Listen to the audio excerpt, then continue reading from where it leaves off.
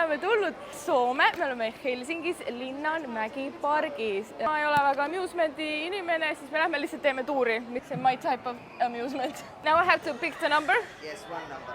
This one.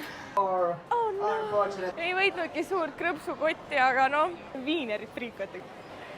See on see, kui sa unes kukud, vaat. My head hit the wall. Mõtle, see leidab nüüd otsast ära. Kas need inimesed ei ole Final Destination'it vaadanud mitte kunagi või? See on mingi puidus, see näeb nagu see robustne välja. See kukub raudselt kohe kukku, kui mina sinna peale lähen. Lisakilode värki. Need pole kindlad näinud Final Destination'it nagu.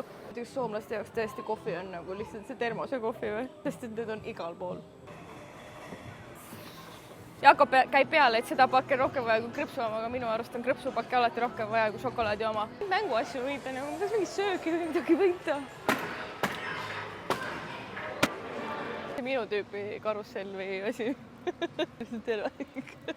Meile piletid ära ja ta tahab mind vedada kuhugile majja.